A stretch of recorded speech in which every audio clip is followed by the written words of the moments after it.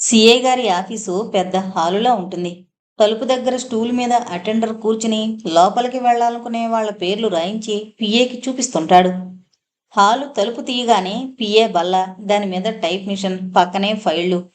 Hall మధ్యలో కోడిగుడ్డు ఆకారంలో పెద్ద బల్ల, దాని చుట్టూ 12 కుర్చీలు ఉంటాయి. అక్కడే మీటింగులు జరుగుతాయి.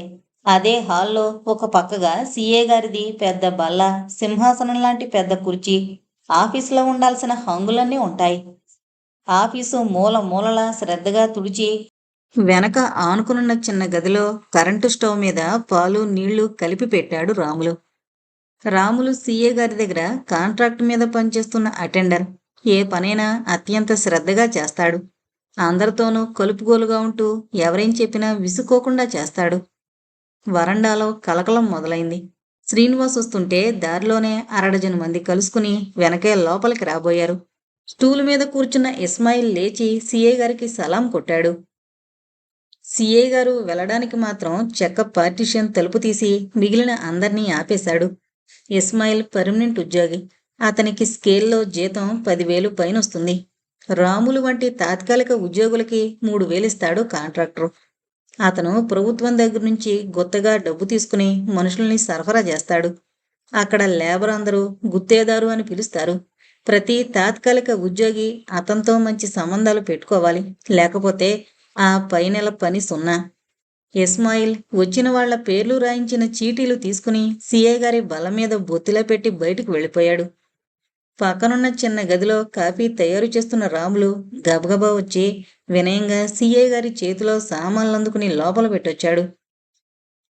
శ్రీనివాస్ కుర్చీలో కూర్చుని బెల్ల కొట్టాడు. వెంటనే ఇస్మాయిల్ వచ్చేశాడు. వంశీకృష్ణని పిలుచుకురా.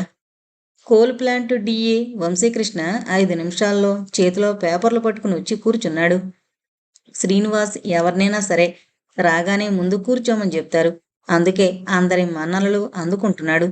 అంతకు ముందున్న సీఐ పూర్తిగా వ్యతిరేకం. ఎవరొచ్చినా బోర్డు మెంబరో చైర్మనో తప్ప ఎంతసేపైనా నిల్చోబెట్టే మాట్లాడేవాడు. ఆఖరికి ఇంటికి వెళ్ళినా కూడా వరండాలో ఉన్న ఒక కుర్చీలో ఆయన కూర్చుంటే వెళ్ళిన వాళ్ళు ఎన్ని గంటలైనా నిల్చోవలసిందే. ఎవరి పద్ధతి వారిది. ఏమైంది కోల్ వ్యాగన్స్? Any progress? ఏం లేదు సార్. లైన్లన్నీ అవుట్ ఆఫ్ ఆర్డర్. ఫోన్స్ అందట్లేదు. వ్యాగన్లు ఎక్కడున్నాయో తెలియట్లేదు. ఇప్పుడున్న స్టాక్ అనుకున్న దానికంటే ముందే అయిపోయేటట్లుంది, వంశీ ఆందోళనగా అన్నాడు. రాములు 2 కప్పుల్లో కాఫీ తెచ్చిపెట్టాడు. ప్లీజ్ తీసుకోమన్నట్లు కప్పు చూపించి కాఫీ తాగుతూ కళ్ళు మూసుకున్నారు సీఏ గారు. కొద్దిసేపు ఆలోచించి కళ్ళు తెరిచారు. మన వాళ్ళిద్దరిని జీపులో పంపించండి. మైన్స్ దగ్గర వ్యాగన్లు బయలుదేరాయి అంటున్నారు కదా. ఒక ఏఐ, ఒక సూపర్వైజర్, ఎందుకైనా మంచిది 2 సెక్యూరిటీ వాళ్ళను కూడా పంపండి. ఈలోగా 3 యూనిట్లు ఆపేయండి. గ్రిడ్లో అడ్జస్ట్ చేయమందాం. స్పష్టంగా సూచనలిచ్చి వంశీని వెళ్ళమని వెళ్ళకొట్టబోయాడు శ్రీనివాస్. రాములొచ్చి చేతులు కట్టుకుని ఎదురుగా నిల్చున్నాడు. ఏంటన్నట్లు చూశారు సీఏ గారు. మా టెంపరీ స్టాఫ్కి పర్మనెంట్ చేయమని ఆర్డర్లు వచ్చాయట కదా సార్. ఇంకా మాకు రాలేదయ్యా. హెడ్ ఆఫీసులో డిస్పాచ్ అవ్వకుండానే మీకు వార్త వచ్చేస్తుందే, కనుక్కుంటానండు. శ్రీనివాస్ మాట నోట్లో ఉండగానే హెడ్ ఆఫీస్కి డైరెక్ట్ లైన్ ఉన్న ఫోన్ తీసిచ్చాడు రాములు శ్రద్ధగా తుడిచి. నీ ఆతృత బాగుంది, కానీ ఇప్పుడు టైం ఎంతయింది? రాములు గడియారం చూసి నాలుగు కరుచుకున్నాడు. 9 అయింది. హెడ్ ఆఫీసులో 11ంటికి కానీ ఫైళ్లు కదలడం మొదలు పెట్టవు. 10:30 నుంచి ఒక్కొక్కళ్ళు రావడం, ఆ పైన ఛాయలు, ఆ రోజు వార్తల విశ్లేషణ అంతా అయ్యి ఆఫీస్ పనికి కూర్చునేసరికి 11 దాటాల్సిందే. అందరూ అని కాదు, 90% అంతే. ఎవరైనా ముందుగా పని చేయబోయినా మిగిలిన సంబంధిత ఉద్యోగులు లేక ఆగిపోవలసిందే. సార్, ఇస్మాయిల్ చీటీలు పట్టుకుని నిల్చున్నాడు. సివిల్ డిఈ గారిని రమ్మను. చీటీలు చూసి ముఖ్యమైనవి పక్కన పెట్టుకున్నాడు శ్రీనివాస్. ఇస్మాయిల్ డిఈ గారి గదిలోకి వెళ్ళాడు. అంతలో good morning sir. Superintendent engineer నిర్వహణ గోపాలాచారి వచ్చి కుర్చీ వెనక్కిలాగి కూర్చున్నాడు. పవర్ ప్లాంట్లో సిఐ తర్వాత ఎస్ఐ, ఏడీఎందే కీలకమైన స్థానం. ఇద్దరూ కలిసి ఏ పనైనా నిర్వర్తించాలి. ఎటువంటి సమస్యలొచ్చినా పరిష్కరించాలి. అతనొక్కడే ఎటువంటి అనుమతి లేకుండా సీఏ గారి ఆఫీస్కి వస్తూ పోతూ ఉండొచ్చు. మొత్తం అక్కడున్న ఉద్యోగుల అటెండెన్స్ చూడడం, షిఫ్ట్లు నియంత్రించడం, సెలవుల అనుమతులు ఒకటేంటి అన్నీ ఎస్ఐ, ఏడీఎం చేతుల్లోనే ఉంటాయి. ఒక్కో దానికి కింద అధికారులుంటారు. ప్రతి వారం అందరి దగ్గర రిపోర్ట్లు తీసుకుని సరిచూస్తుంటారు. ఎక్కడేం లోపం జరిగినా ఆ ఎస్ఐ గారిదే బాధ్యత. గోపాలాచారి 6 అడుగుల 4 అంగుళాల పొడవుంటాడు. కుర్చీ వెనక్కి ఎంత లాక్కుని కూర్చున్నా మోకాళ్ళు బల్లంచుకి తగులుతూనే ఉంటాయి. చూడగానే కోపిష్టిలా కనిపిస్తాడు. మొదట్లో కస్సుమన్నా అందరి బాగోగులు స్వయంగా చూసి వీలైనంత వరకు అర్థం చేసుకోవడానికి ప్రయత్నిస్తాడని పేరు. సార్, సివిల్ డిఐ కుర్చీ అంచు పట్టుకుని నిల్చున్నాడు. కూర్చోండి. సివిల్ వర్క్స్ చాలా పెండింగ్లో ఉండిపోయాయి. ఏం చేయబోతున్నారు? రాత్రుళ్ళు రోడ్డు మీద అసలు వెలుతురు ఉండట్లేదని షిఫ్ట్ వర్కర్స్ గొడవ పెడుతున్నారు. అమ్మాయిలు రాత్రి 8 దాటాక కాలనీలో తిరగడానికి భయపడుతున్నారు. క్వార్టర్స్లో నీళ్ల పైపులు లీకు, రూఫ్స్లో నుంచి వాన నీరు కారడం, రోడ్ల మీద ఫుట్ పాతుల్లో పిచ్చి మొక్కలు పెరిగి నడవడానికి లేకుండా చెప్పుకుపోతుంటే ఎన్నైనా ఉన్నాయి. నేను సగం మాత్రమే చదివాను. 200 పైన కాగితాలున్న ఫైలుని బరువుగా పైకెత్తి లేపారు సీఏ గారు. ఇవన్నీ మీకెందుకు పంపారండి? సివిల్ ఎస్ఐ కదా ఇవ్వాలి. గోపాలాచారి తన పొడవాటి చేయి చాపి సీఏ గారి దగ్గరున్న ఫైల్ అందుకున్నాడు. అదే కదా ప్రస్తుత సమస్య. ఇవన్నీ సీఐ గారికి విజ్ఞప్తంటూ రాములకిచ్చి నాకు మాత్రమే ఇమ్మని చెప్పారట. రాములు ఇందాకే ఒక వారం రోజుల కలెక్షన్ తెచ్చిచ్చాడు. ఒక ఆకాశరామన్నైతే ఇంకొంచెం ఘాటుగా రాశాడు. ఎస్ఐ సివిల్ గారికిచ్చిన ఆర్డర్లన్నీ మాయమైపోతున్నాయి. కాలనీలో ఇళ్లన్నీ మీ క్వార్టర్స్లా ఉంటున్నాయనుకోకండి అంటూ చురక వేశాడు. అదే శ్రీనివాస్ ప్రత్యేకత. అతను తలుచుకుంటే ఆకాశరామన్న ఎవరో తెలుసుకోవడం అంత కష్టమైన పనేం కాదు. కానీ లోపాలు గ్రహించి చర్య తీసుకోవడం అతని పాలసీ. అంతేకాని రంధ్రాన్వేషణ కాదు. ఏమంటారు? గోపాలాచారి డిఈ సివిల్ని అడిగాడు. గోపాలాచారికి చాలా పవర్ ప్లాంట్స్లో పనిచేసిన అనుభవం ఉంది. అక్కడ జరిగే అవకతవకలన్నీ తెలుసు. అయితే ఆ పవర్ ప్లాంట్కొచ్చి 1 నెల అయింది. ఇంకా అవగాహన చేసుకుంటున్నాడు అక్కడి స్థితిగతులు. చేస్తూనే ఉన్నాం సార్. బడ్జెట్ అది చూసుకోవాలి కదా. సివిల్ డిఐ గొణిగాడు. సరే, బడ్జెట్ సంగతి గోపాలాచారి చూసుకుంటారు. యాక్షన్ ప్లాన్ కూడా ఆయనే చేస్తారు. మీరు ఆ ప్రకారం అమలుపరచండి. క్వాలిటీ దగ్గర కాంప్రమైజ్ అవ్వద్దు. సిఐ గారు గోపాలాచారికేసి తిరిగారు. ఒక్క అరగంటలో నేనే మీ దగ్గరకు వస్తా. ఇవాళే మొదలు పెడదాం. వర్కర్స్ని పిలిపించమనండి. సివిల్ డిఐ సుందర్రావు బల్ల మీదున్న అర్జీల ఫైలు తీయబోయాడు. అదలా ఉంచండి, నేను చూడాలి. కుర్చీ ఇంకొంచెం వెనక్కిలాగి వెళ్లబోతున్న గోపాలాచారిని ఆగమన్నట్లు చేయి చూపించాడు సీఐ గారు. మీరు కొంచెం ఆగండి. ఇస్మాయిల్ని పిలిచి ఎవరినీ రానివద్దని చెప్పాడు శ్రీనివాస్. సుందర్రావు వెళ్ళిపోయాక రాములు ఇద్దరికీ చెరో కప్పు కాఫీ ఇచ్చి తలుపు వేసి వెళ్ళిపోయాడు. సీఐ గారికి ఏ అలవాటు లేదు. కానీ 2 గంటలకొకసారి కాఫీ మాత్రం కావాలి. గోపాలాచారి చిన్న ప్యాడ్ పట్టుకుని కుర్చీలో సర్దుకుని కూర్చున్నాడు. ఈ టెంపరరీ స్టాఫ్ని పర్మనెంట్ చేస్తూ ఆర్డర్స్ వస్తున్నాయి. అవి ఎక్కడో ఆగిపోయాయి. ఇక్కడ కొంతమంది 10 ఏళ్ల నుంచి టెంపరరీగానే ఉన్నారు. ఎప్పటికైనా తీసుకోకపోతారా అని ఓపిగ్గా ఎదురు చూస్తున్నారు. వాళ్లే అసలు సరిగ్గా పనిచేసేది. ఒళ్ళు దాచుకోకుండా. అదొకటి చూడాలి. పర్మనెంట్ చేస్తే వాళ్ళు కూడా అంతే. గోపాలాచారి నవ్వి తన ప్యాడ్లో పాయింట్లు రాసుకుంటున్నాడు. శ్రీనివాస్ కూడా నవ్వుతూ అవును అన్నట్లు తల ఊపాడు. నిజమే అనుకోండి. అయితే తప్పదు కదా. గోపాలాచారి వచ్చినప్పటి నుంచి సీఏ గారికి చాలా హాయిగా ఉంది. మనసులో మాట ఉండగానే అమలు చేయడానికి చూస్తాడు. 1 నిమిషం కూడా కూర్చోకుండా బొంగరంలా తిరుగుతూనే ఉంటాడు. రోజు అన్ని యూనిట్లు చూసి రావాల్సిందే. కోల్ ప్లాంట్లో కొత్త ఇబ్బంది వచ్చింది. ఇవాళే నా నోటీస్కొచ్చింది. ర్యాకులు రావడం మానేశాయట. ఎమర్జెన్సీ వచ్చేలా ఉంది. ముందుగా దాని సంగతి చూడాలి. అవసరమైతే మీరే రంగంలోకి దిగాలి. శ్రీనివాస్ ఆందోళనగా అన్నాడు. ర్యాక్ అంటే ఒక గూడ్సు బండి వంటిది. అందులో 20 నుంచి 25 వరకు వేగన్లుంటాయి. అటువంటి ర్యాకులు రోజుకి 4-5 వస్తాయి. రోజు ఇంచుమించు 24,000 టన్నుల బొగ్గు కాలుతుంది. సరే సార్, వాళ్ళ ఎస్ఈ గారు వచ్చే వరకు నేను చూస్తాను. మొదట 2 యూనిట్లు ఆపేయమని చెప్తాను. గోపాలాచారి 2 అంగల్లో బయటకు వెళ్లి తన గది బయటనున్న అటెండర్కి సూచనలిచ్చి సివిల్ డిఈ ఆఫీస్ కేసి నడిచాడు. గోపాలాచారి సుందర్రావు దగ్గరికి వెళ్ళాడు. ఇద్దరూ కలిసి సివిల్ ఎస్ఈ దగ్గర కూర్చుని ఏం చెయ్యాలనేది ప్రణాళిక వేసుకున్నారు.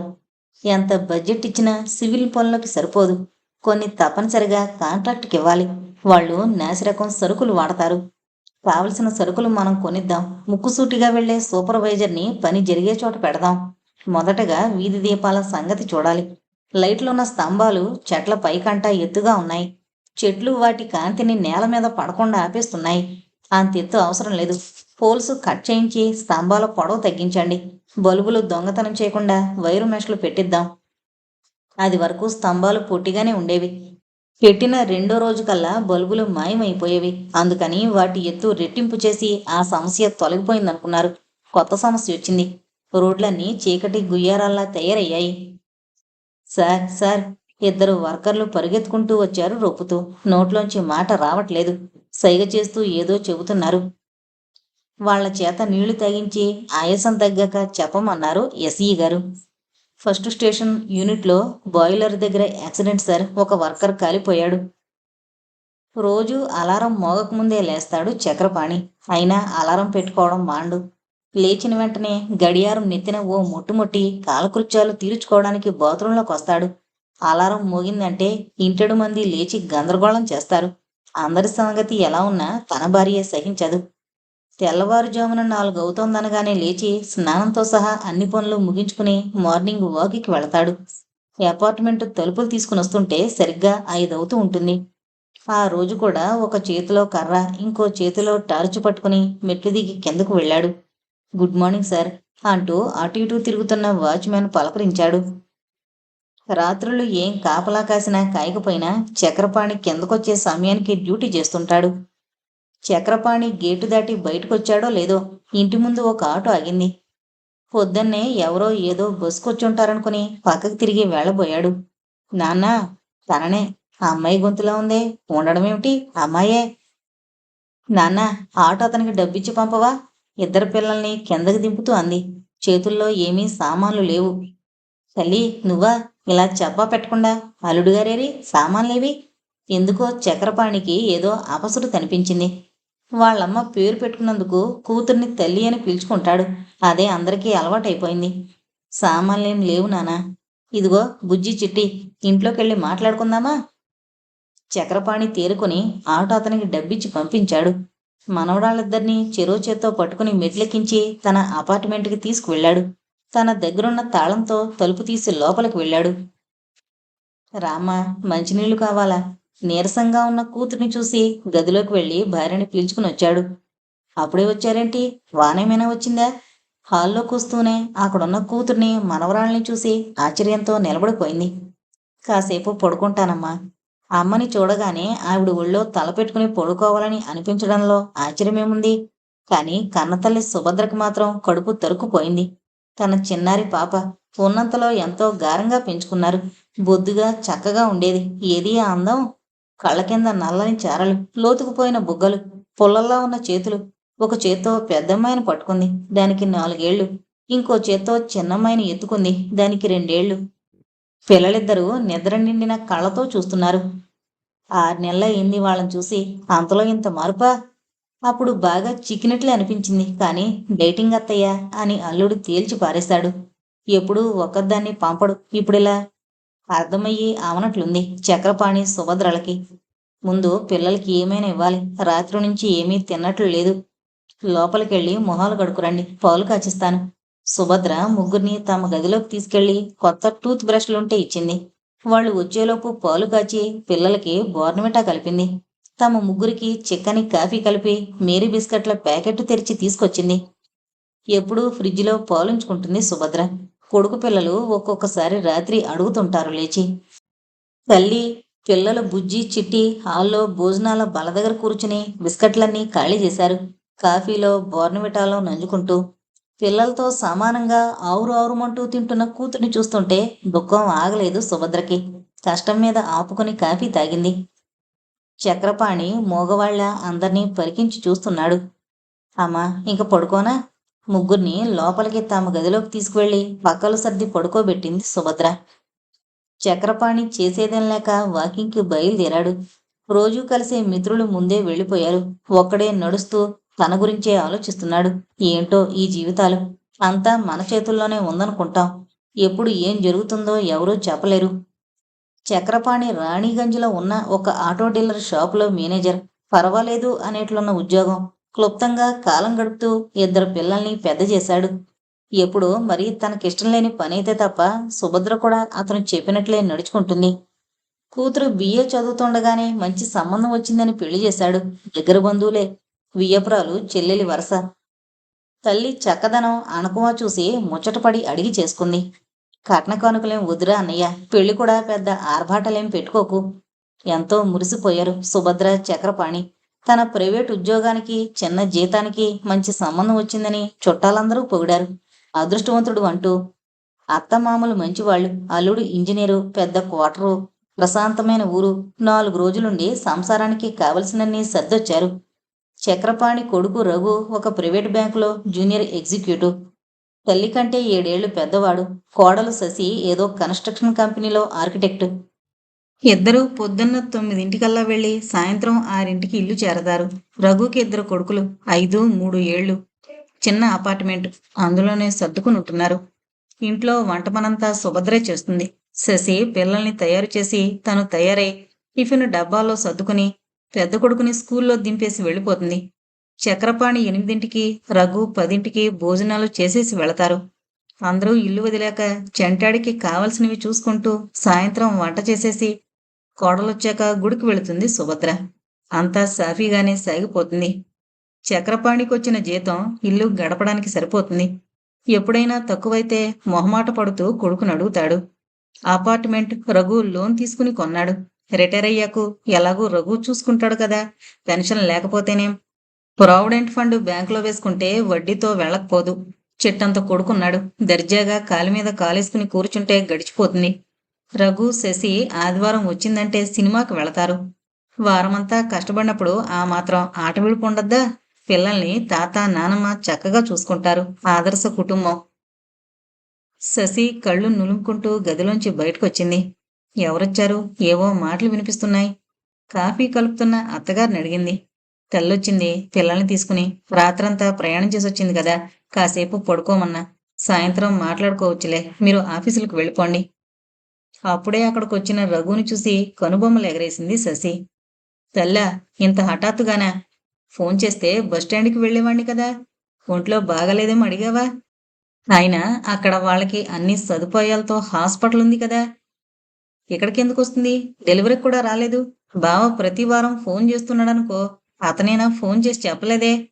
ఆపకుండా మాట్లాడుతున్న రఘుకి అడ్డం తగిలింది శశి. ఎందుకు చేస్తాడు? ఏదో తెమ్మని తరుముంటాడు. కనుబొమ్మలు ముడిచంది శశి. ఇంకా ఏం కనుక్కోలేదమ్మా, అలసిపోయి పడుకుంది, లేచాక కనుక్కుంటాం. అప్పుడే వాకింగ్ నుంచొచ్చిన చక్రపాణి కోడలతో అన్నాడు. మామగారికి కనిపించకుండా మూతి 3 వంకర్లు తిప్పింది శశి. కొడుకు, కోడలు ఆఫీసులకు వెళ్ళాక వంటిల్లంతా సర్ది హాల్లోకొచ్చింది సుభద్ర. చక్రపాణి ఆఫీస్కి సెలవు పెట్టి ఇంట్లో ఉండిపోయాడు. రఘు, శశి వెళ్లే వరకు మధ్య మధ్య గదిలోకి వెళ్లి మాట్లాడుకుంటూనే ఉన్నారు. రఘు చిన్న కొడుక్కి స్నానం, పలహారం కానిచ్చి పనిపిల్ల చేత పార్కుకు పంపించింది సుభద్ర. వాళ్ళ కాంప్లెక్స్ పక్కనే పిల్లలాడుకునే ఉయ్యాల, జరుడు బండ వంటి వాటితో మంచి పార్క్ ఉంది. ఏదో సమస్య వచ్చినట్లుంది.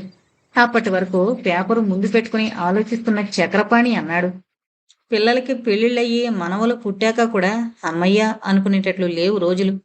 పని చేసుకుంటున్నానే కానీ దేని మీద దృష్టి నిలవడం లేదు. ఇప్పటి వరకు నిక్షేపంలా నడిచిన సంసారం ఏముంటుంది?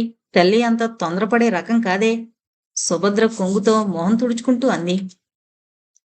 ఇది వరకు పొడి పొడిగా ఉండే వాతావరణం కాలక్రమేణా కాలుష్య మహిమతో భరించలేని ఉక్కగా తయారైంది. అందులో వాళ్ళ అపార్ట్మెంట్ వంటింట్లో గాలే ఆడదు. రిటైర్ అయ్యాక ఏం చెయ్యాలా అని ఆలోచిస్తున్న చక్రపాణికి ఇప్పుడు భవిష్యత్ అంతా గజిబిజిగా కనిపిస్తోంది. నీరసంగా అడుగులో అడుగు వేసుకుంటూ బయటకొచ్చింది తల్లి. రామ్మా, ఇడ్లీ పెట్టాను, స్నానం చేసొస్తావా? అయోమయంగా చూసింది తల్లి. బట్టలు? నా బట్టలు పెట్టాను గదిలో, వెళ్ళి చేసిరా. ఈలోగా పలహారం తయారు చేస్తాను. మాట్లాడకుండా వెళ్ళి స్నానం చేసొచ్చింది ఒక యంత్రంలా. సుభద్ర కొంచెం లావుగా ఉంటుంది. ఆమె జాకెట్ వేసుకుంటే తల్లి మరీ కర్రకి బట్టలు వేసినట్లుంది. చక్రపాణి చూడలేక కళ్ళు మూసుకున్నాడు. బల్ల మీద పొగలు కక్కుతున్న ఇడ్లీలు ఒకదాని వెంట ఒకటి అరడదిను తినేసింది. పక్కనే గ్లాసులో ఉన్న కాఫీ కూడా తాగేసి కూర్చుంది. కొంచెం మొహం తేటపడినట్లు అనిపించింది. దాతల్లి, ఇలా వచ్చి కూర్చో. సోఫాలో తన పక్కనే జాగా చూపించాడు. చెప్పమ్మా, ఏంటి సమస్య? ఇంక నేను అతని దగ్గర ఉండలేను నాన్న. కన్నీరు ఉబుకుతుండగా అంది తల్లి. ఏమైందిరా? ఇప్పటి వరకు బాగానే ఉన్నాడు కదా. లేదు నాన్న, పెళ్ళైన 2వ రోజు నుంచే అతని అసలు రూపం చూసించాడు. నేనే పరువు పోతుందని అందరినీ బాధ పెట్టడం ఇష్టం లేక కొంత మారతాడేమోనని మరికొంత నోరు మూసుకుని భరించాను. విచిత్రమైన స్వభావం. ఎవరికీ తెలియకుండా ఎదుటి వాళ్లను హింసించి ఆనందిస్తాడు. అందరితో మంచిగా ఉంటాడు. కాని ఒక బలిపశువును చూసుకుని వారి మీద చూపిస్తాడు ప్రతాపం. అది తిడుతూ కొడుతూ. ఏం చేస్తాడు? నూతిలోంచి వచ్చినట్లుంది చక్రపాణి స్వరం. ఏం చెయ్యడో అడగండి. పొద్దున్న కాఫీ దగ్గర నుంచి మొదలు. కాఫీ ఎలా ఇచ్చినా మొదటి కప్పు మొహానికే కొడతాడు. వేడిగా ఇస్తే వేడి, గోరువెచ్చగా ఇస్తే చల్లగాని. మొదటిసారి గట్టి దెబ్బే తగిలింది. హాస్పిటల్కి వెళ్ళి కుట్లు వేయించుకున్నాను. నల్లా మీద జారిపడ్డానని చెప్పి. తర్వాత దెబ్బల నుంచి కాచుకోవడం నేర్చుకున్నాను. అప్పటినుంచి తలుపు తాళం వేసుకుని వెళతాడు. తాళం కప్ప కనిపించకుండా గాడ్రేజ్ తాళం పెట్టించాడు. నేను లోపల నుంచి తీయడానికి లేకుండా. పెరటి తలుపు కూడా అంతే. అది ఇల్లు కాదమ్మా, జైలు. ఘోరుమంది. హింస అతని స్వభావం అయితే మరి పెళ్ళవకముందు? చక్రపాణి మాట పూర్తి కాకముందే వెక్కుతూ అందుకుంది తల్లి. వాళ్ళమ్మని హింసించేవాడు. అత్తయ్యకి తెలుసు కాబోయే కోడలి కష్టాలు. అందుకే కట్నం అది వద్దని నన్ను అడిగి చేసుకుంది. సీట్ వచ్చినా కూడా యూనివర్సిటీ క్యాంపస్ కాలేజీలో కాకుండా ఊళ్ళో ప్రైవేటు కాలేజీలో చదివించారు. అప్పుడే సైకియాట్రిస్ట్ దగ్గరికి తీసుకెళ్తే ఏమైనా ఉపయోగం ఉండేదేమో. మామయ్యకి అంతా తెలీదు. కోపిష్టి మాత్రమే అనుకుంటున్నారు. నేను ఏదైనా చెప్పబోతే అత్తయ్యకి అర్థం కాదు. మా వాణ్ణి పిచ్చివాడంటావా అని నిష్ఠూరం వేసింది. బిఏలో సైకాలజీ చదివిన నాకు తెలిసింది అతనికి ఏదో ప్రాబ్లం ఉందని. నేనే బాగు చేద్దామని ప్రయత్నించాను. మరి పిల్లలు? మొదట్లో వాళ్ళని బాగానే చూసుకునేవాడు. ఈ మధ్య వాళ్లను కూడా కొడుతున్నాడు. అతను ఆఫీస్ నుంచి వస్తున్న చప్పుడు అవగానే మంచాల కింద దాక్కుంటారు అందకుండా. సదుపాయాలు బాగుంటాయని పురిటి కూడా పంపలేదు చూసారా? ఒకరే ఉండలేరు మళ్ళీ. నిజమే అనుకుంది సుభద్ర. తనే వెళ్ళి 2 నెలలు ఉండొచ్చింది. ఆలోచిస్తుంటే అనిపిస్తోంది అప్పుడు కూడా అల్లుడి మొహంలో, నడవడిలో ఏదో తెలియని టెన్షన్ ఉండేదని. పని ఎక్కువగా ఉండడం వలన అలా ఉన్నాడు కాబోలు అనుకుంది. ఎప్పుడూ భార్యని ఒంటరిగా వదిలేవాడు కాదు. సెలవు పెట్టి ఇంట్లోనే ఉండిపోయాడు. ఎంత శ్రద్ధో అనుకుంది. ఉదాసీనంగా ఉంటే కూతురిదే తప్పేమో అనుకుంది కూడా. అయినా చెప్పదలుచుకుంటే ఎప్పుడో ఒకప్పుడు సమయమే దొరకలేదా? ఒకవేళ చెప్తే ఏం చేసి ఉండేది తను? ఏమో. అందుకే తల్లి ఊరుకుని తనే బాధ దిగమింగునుంటుంది. అమ్మా చూడండి. చీరకుచ్చుళ్ళు పైకి లేపి చూపించింది. చూడగానే చక్రపాణికి, సుభద్రకి నోట మాట రాలేదు. గుండె పిండేసినట్లయింది. రకరకాల మచ్చలు. కొన్ని పెచ్చులు కడుతున్నాయి. కొన్ని మానుతూ ఉన్న కాలిన మచ్చలు. కొన్ని కంకు దెబ్బలు.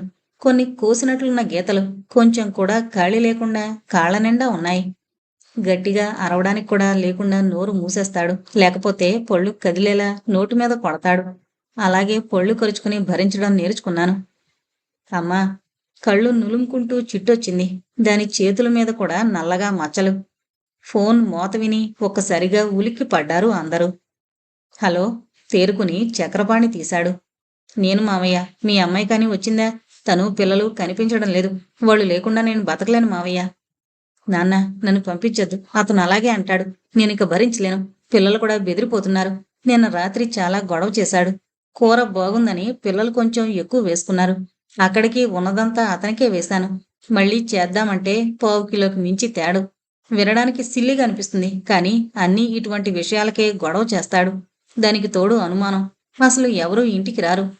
బయట ఎటువంటి పిక్చర్ ఇస్తాడో కానీ నేను అతనితో కానీ బయటికి వెళ్ళడానికి లేదు. అందరూ నా గురించి ఏమనుకుంటున్నారో తెలీదు. తలుపులు ఎప్పుడూ వేసే ఉండాలి.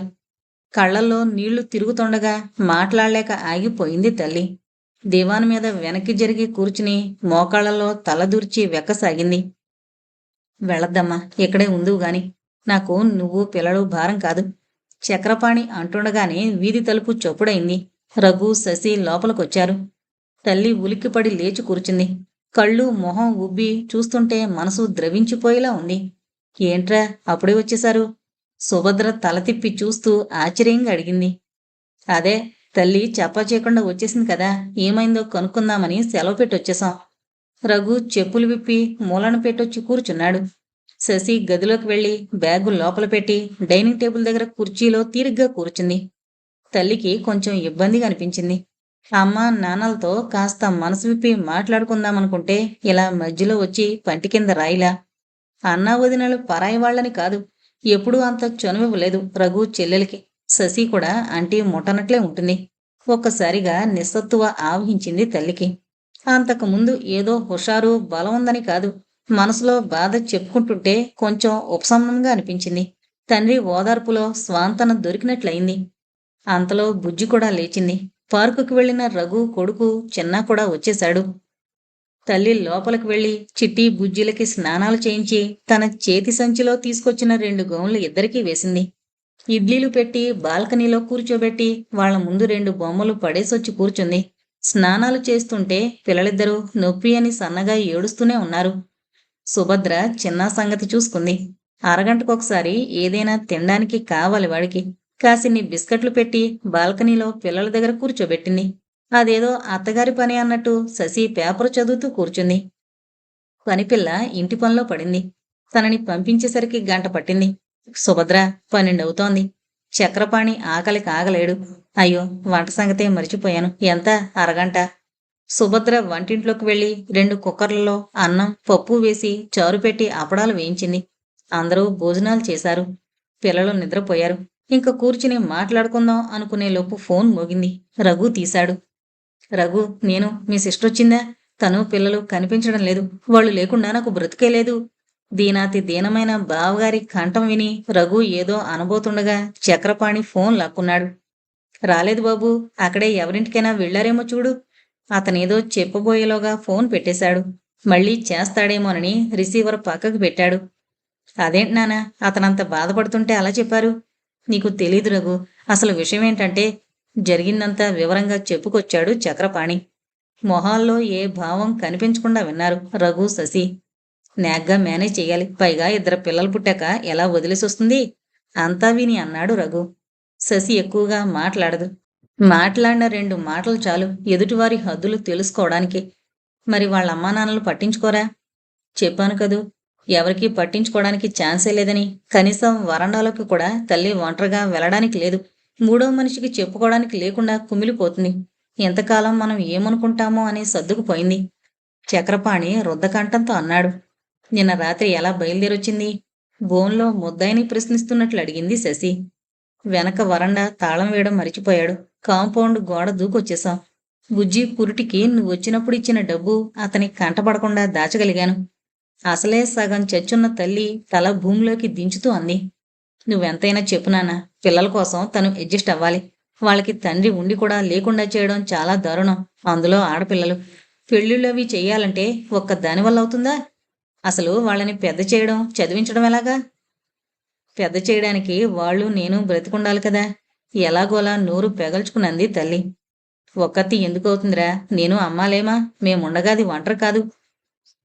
ఇప్పుడు సంసారాలు భరించడం ఎవరి వల్ల అవుతుంది? ఇల్లేమో చిన్నది. మీరు రిటైర్ అవుతున్నారు. ఎక్కడుంటారు? రఘు మాటలు ఈటెల్లా గుచ్చుకుంటుంటే నిర్ఘాంతపోయి చూశాడు చక్రపాణి.